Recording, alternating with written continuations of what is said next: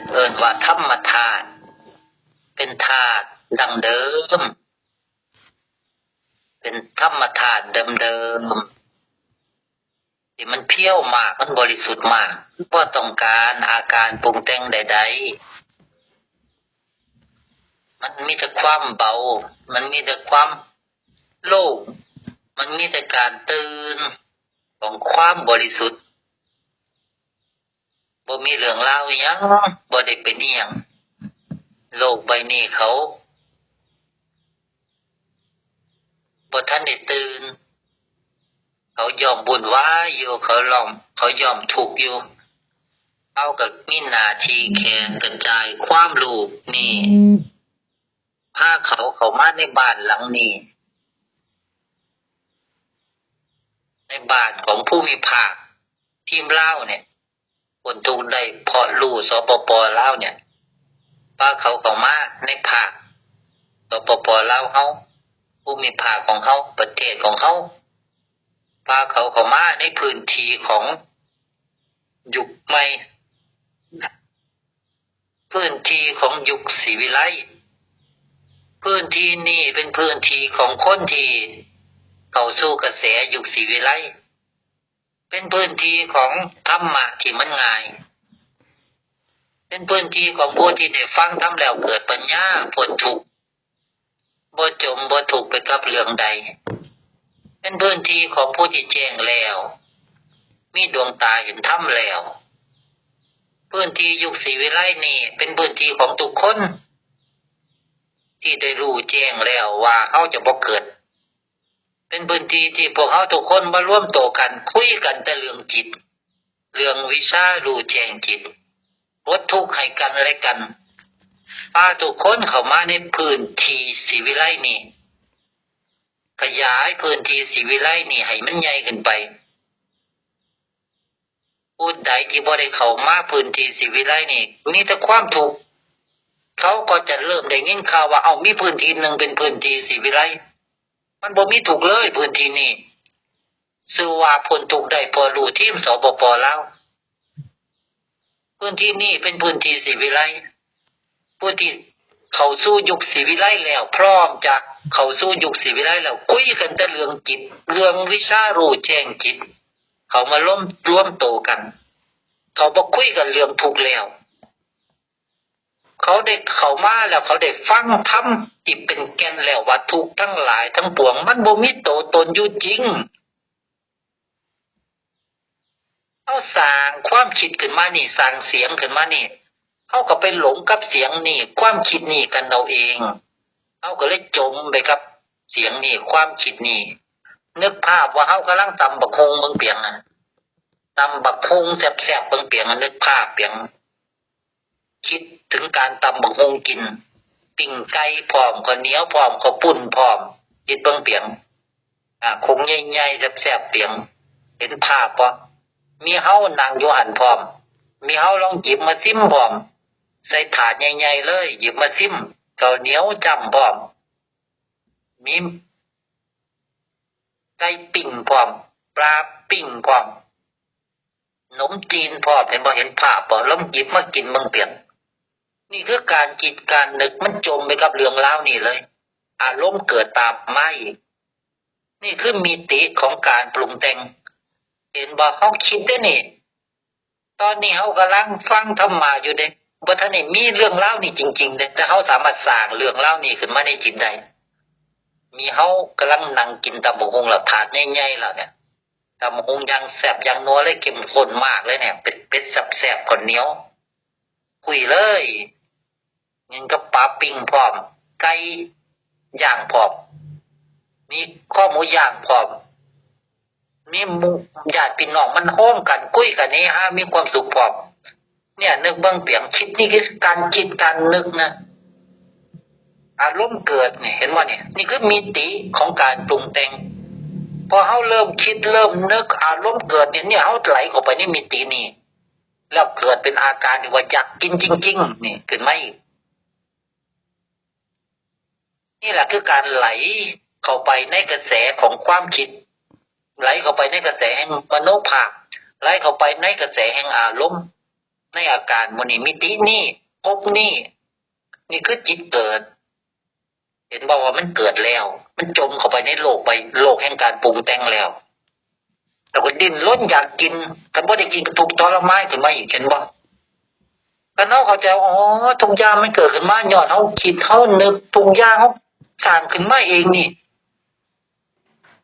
มันมีรูปมีร่างมีตัวมีตนมีภาพปรากฏเหมือนกับเฮากำลังเบิ่งจอในใจมันมีจออยู่ในใจเฮาสร้างเสียงสร้างภาพสร้างอารมณ์ให้เฮาได้เบิ่งแล้วก็ถือข้องว่าเฮาเป็นตัวละครตัวนั้นอีหลีอยู่ในบทละครบทนั้นอีหลีมีเฮาเป็นพระเอกเป็นนางเอกอยู่ตรงนั้นอีหลีเป็นตัวจริงอยู่ตรงนั้นอีหลีกำลังดำเนินกิจกรรมตรงนั้นอีหลีนี่แหละคือจิตที่มันอาศัยการปรุงแต่งอาศัยน้ำอาศัยลูกเพื่อมันจะได้เข้าใจว่ามันมีชีวิตมันมีตัวเพราะมันยังขาดปัญญาเมื่อจิตเมื่อพวกเขาได้ฟังแก่นธรรมจากปราชญ์จากผู้ที่แตกฉานในธรรมอธิบายธรรมโดยง่ายแสดงธรรมโดยย่อให้พิสดารแสดงธรรมที่มันยากให้มันง่ายได้แล้วมันอุปมาอุปไมยให้เข้าใจง่ายๆแบบนี้เขาก็เข้าใจได้โดยง่ายว่าอ๋อความคิดมโนภาพอารมณ์มันสร้างเรื่องเล่าได้ขนาดนี้เขาไหลไปกับมันเขาจินตนาการว่าจินตนาการเนี่ยจินตะแปลว่าความคิดบวกคำว่าอาการ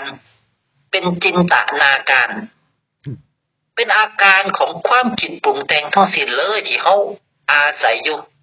นับกับบ่ถ้วนเนี่ยเขาติดอยู่ในมิติของการปรุงแต่งเขาสร้างการปรุงแต่งขึ้นมาเองหลงเองจมเองยืดเองทุกข์เองห้องไห้เองโกรธเกลียดอาฆาตพยาบาทฆ่าแกล้งกันเอาเองวัฏฏะเขาสร้างมันขึ้นมาเองวัฏฏะสงสารนี่หยุดได้แล้วโอ้ความจริงนี่ได้แล้วตื่นรู้ได้แล้วตื่นแล้วก็รู้แจ้งในความจริงนี่ได้แล้วพอได้แล้วถึงเวลาพื้นที่นี่เป็นพื้นที่ยุคศรีวิไลเป็นพื้นที่ที่จะคุยกันแต่เรื่องรู้แจ้งจิตคุยกันแต่การบ่เกิดฟรีบ่เสียตังค์แม้แต่บาทเดียวมีแต่การให้ด้วยหัวใจความรู้นี่บ่ได้จำบ่ต้องไปกลางตำราบอกบ่มีหลักธรรมใดๆอยู่ในตำรา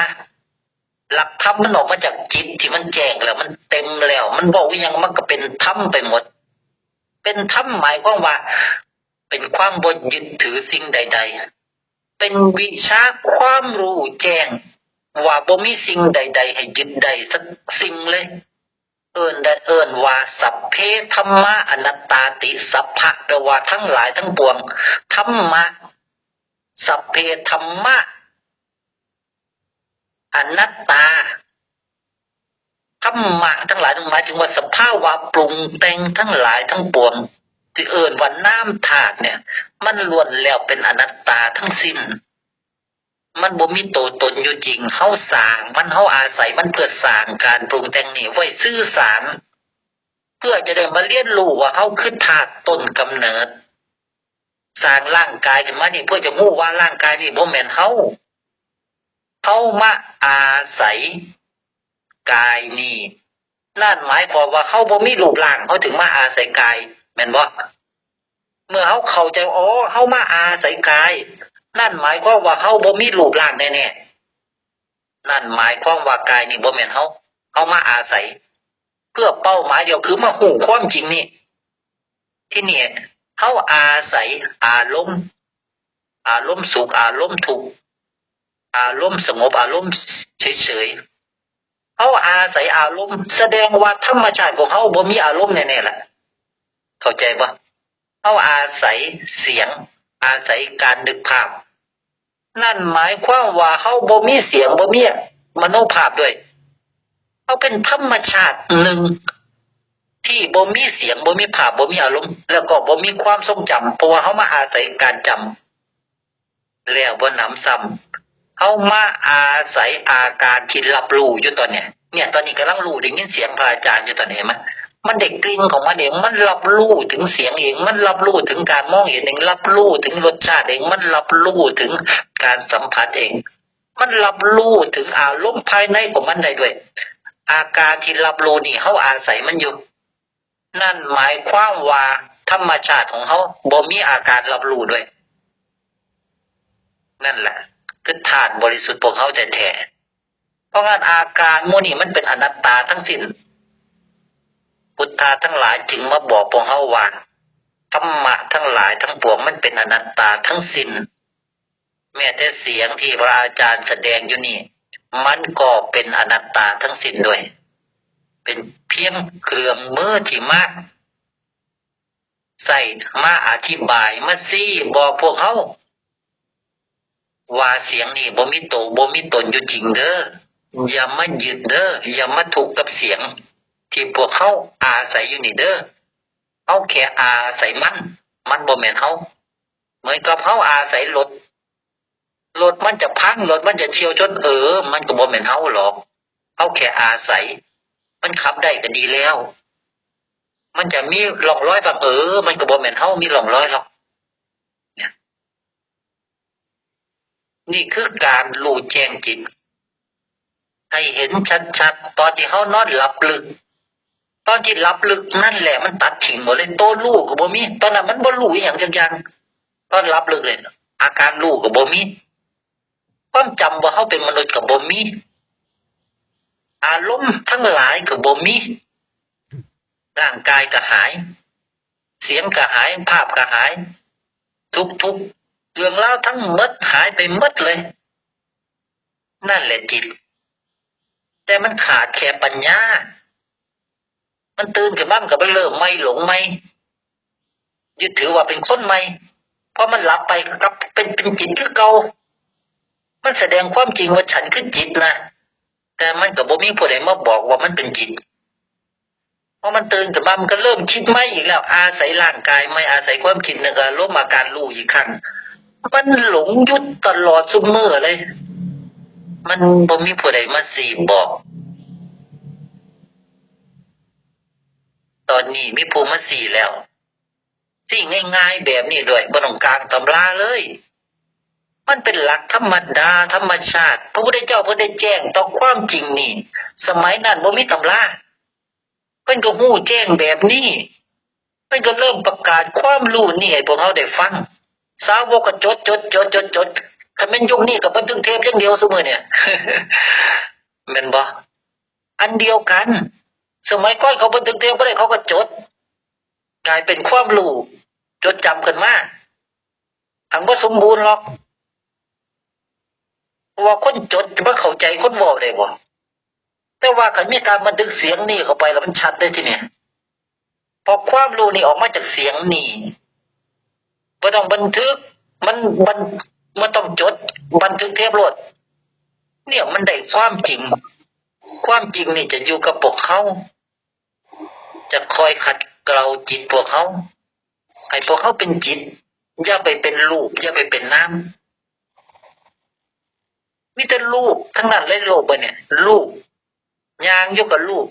นั่งอยู่กับรูปหาอยู่หากินก็มีแต่รูปจะเป็นคนเป็นสัตว์ก็เป็นแค่รูปจะเป็นโลกจะเป็นจักรวาลก็เป็นแค่รูปมีความคิดนึกอารมณ์อาการรับรู้ความจำนี่ก็เป็นน้ำจะคิดนี่ยังมันก็เป็นแค่น้ำจะนึกนี่ยังก็เป็นแค่น้ำจะมีอารมณ์อย่างจะอารมณ์สุขมันก็เป็นแค่น้ำจะมีปีติอัศจรรย์มันก็เป็นแค่น้ำจะรู้หรือบ่รู้มันก็เป็นแค่น้ำเจ้าอย่างกับน้ำกับรู้มันเป็นอนัตตาทั้งสิ้นมันบ่แม่นเฮาคือจิตคือธาตุชีวิตที่มันบ่มีรูปร่างบ่มีความคิดนึกอารมณ์อาการรู้ด้วยมันบริสุทธิ์ขนาดไหนเมื่อมันบริสุทธิ์ขนาดนี้แล้วมันก็บ่มีทุกข์ใดๆอยู่ในนี่เพราะมันบ่มีรูปบ่มีนามมันก็เลยบ่มีทุกข์อยู่ในนี่เลยมันก็เลยบ่เกิดมันจะเอาหยังไปเกิดพื้นที่นี่เป็นพื้นที่ของยุคศรีวิไลเป็นพื้นที่ที่คนที่พร้อมจะเข้าสู่ยุคศรีวิไลมาร่วมโตกันมาคุยแต่เรื่องวิชารู้แจ้งจิต มาคุยกันแต่เรื่องธาตุบริสุทธิ์มาคุยกันแต่เรื่องการพ้นจากทุกข์โดยถาวรด้วยการแค่ฟังให้เข้าใจจิตเจ้าของพวกเขามีจิตมีธาตุบริสุทธิ์แต่เขาบ่รู้ว่าเขาคือธาตุบริสุทธิ์เขากลับมาหลงเข้าใจว่าเขาเป็นลูกเป็นน้ำเป็นคนเป็นสัตว์อยู่พ่อปะเนี่ยโกรธเกลียดเกลียดขาด่ากันขาแกงกันเบียดกันเพื่ออย่างเพื่อตายไปเปล่าๆบ่ได้อย่างเลยแล้วก็ติดเป็นวิบากเกี่ยวข้องกันทำลายกันบ่จบบ่สิ้นกระดูกของพวกเขาที่ตายถูกภพถูกศาสตร์มันสูงกว่าภูเขาบนโลกใบนี้น้ำตาของพวกเขาที่ห้องไห้จนน้ำตาเขาเป็นสายเลือดมันมากกว่าน้ำในมหาสมุทรอยากเห็นเขามาฝึกยานทัศนาเดี๋ยวจะพามาเห็นนี่คือความจริงเอามาหลงอยู่ในหลุมน้ำมากเกินไปแล้วนับแต่นี้ยุคนี้ยุคสุดท้ายจะบ่มีดวงจิตดวงใดต้องเวียนว่ายในวัฏฏะอีกเอาจะเฮ็ดยุคศรีวิไลนี่ให้จบในยุคนี้พระอาจารย์จะประกาศความรู้นี้ซุมื้อให้พวกเฮาได้แจ้งให้หมดรูปแบบของยุคศรีวิไลนี่จะสมบูรณ์ชัดเจนขึ้นเรื่อยๆตอนนี้ประเทศไทยแบ่งเป็น4ภาคคนเข้ามาเรื่อยๆสมบูรณ์แล้วสปป.ลาวจะต้องสมบูรณ์ทุกคนของสปป.ลาวต้องมาโฮมกันคุยแต่เรื่องจิตคุยแต่เรื่องบ่เกิดบ่ทุกข์แล้วยุคศรีวิไลเป็นยุคที่ธรรมะจะง่ายมากๆผู้ใดได้ยินได้ฟังธรรมนี้แล้วจะบรรลุธรรมได้โดยง่ายมากๆยุคศรีวิไลเป็นยุคที่ทุกคนจะรู้แจ้งจิตทั้งหมดตั้งแต่เด็กไปจนถึงคนแก่ทุกคนจะบ่ทุกข์กันอีกต่อไปจะบ่เบียดเบียนบ่โง่ยึดบ่โง่แกล้งแย่งเข็นฆ่ากันอีกต่อไปทุกคนจะเสมอภาคเสมอกันผู้หญิงผู้ชายรู้แจ้งจิตได้หมดจิตมันบ่เคยเป็นผู้หญิงจิตมันบ่เคยเป็นผู้ชายความรู้เดิมที่เขาแบ่งแยกว่าผู้ชายเท่านั้นที่บรรลุได้นั่นเป็นความรู้จริงจิตที่มืดบอดเขาสอนกันผู้ที่บ่แจ้งบ่แตกฉานในธรรมเพิ่นสอนกันแบ่งแยกกันเอาเองว่านั่นคือผู้หญิงผู้ชายนี่คือดีหรือชั่วจิตมันบ่มีดีจิตมันบ่มีชั่วจิตมันบ่มีบุญบาปกุศลอกุศลใดๆจิตเป็นธาตุชีวิตที่บ่มีรูปร่างว่างเปล่าใสบริสุทธิ์พวกเฮานึกภาพตอนที่เฮานอนหลับตอนที่นอนหลับลึกนั่นน่ะคนชั่วอยู่หม้องใดคนก็บ่มีตรงนั้นน่ะคนดีอยู่หม้องใดคนดีก็บ่มีอยู่ตรงนั้นคนปฏิบัติธรรมอยู่หม้องใดตอนที่นอนหลับลึกคนปฏิบัติธรรมก็บ่มีตรงนั้นน่ะกุศลอกุศลการสั่งสมบุญบารมีอยู่หม้องใดตอนที่หลับลึกมันบ่มีหยังเลยตรงนั้นน่ะนั่นแหละคือธาตุบริสุทธิ์นั่นแหละคือนิพพานธาตุที่ขาดแค่องค์ปัญญาที่ฮู้แจ้งว่าเจ้าของเป็นธาตุบริสุทธิ์แค่นั้นเองรอแค่ปราดมาซี้ให้เห็นแค่นั้นเองเอาแบ่งแยกกันเราเอง